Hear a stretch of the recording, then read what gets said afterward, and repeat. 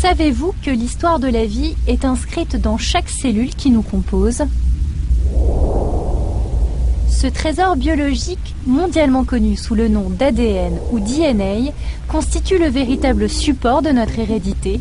C'est pourquoi, plus de 50 ans après sa découverte, il reste l'objet de toutes les attentions.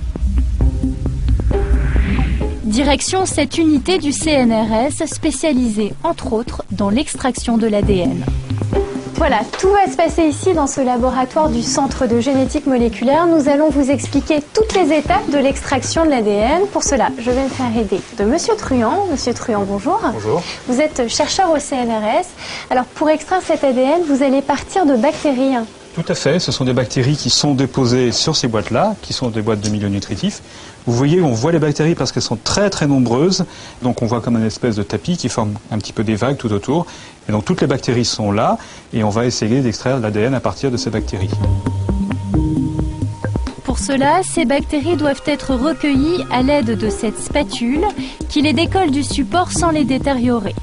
Mélangées ensuite à un liquide stérile, elles sont versées dans ce tube à essai.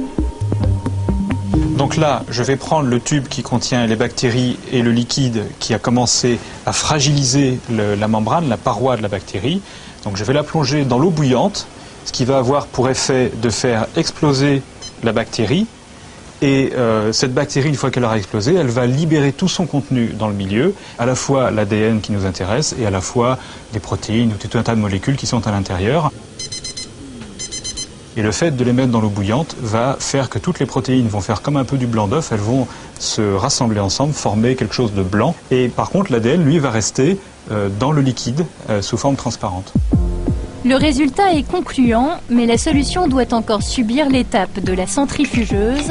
Lancé à plus de 18 000 tours par minute, cet appareil va entraîner une séparation encore plus nette entre l'ADN et les autres constituants. Voilà le tube. Merci. Donc, voici le tube de la centrifugeuse. Nous n'avons récupéré que le liquide qui est censé contenir l'ADN. Alors, pour vérifier qu'il y a bien de l'ADN, il y a une technique très simple, Monsieur Truand. On va verser de l'alcool et vous allez voir ce qui se passe.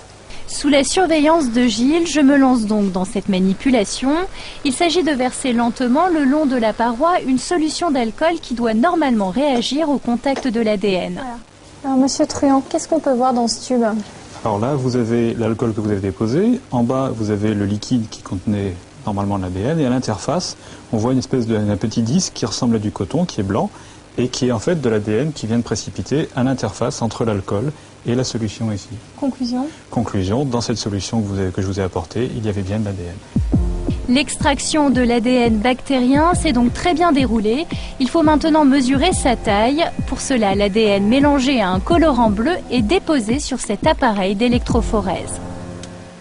La solution contenait différents morceaux d'ADN de tailles différentes et on les met ici dans ce gel et le courant électrique va déplacer les molécules d'ADN et va les séparer suivant leur taille.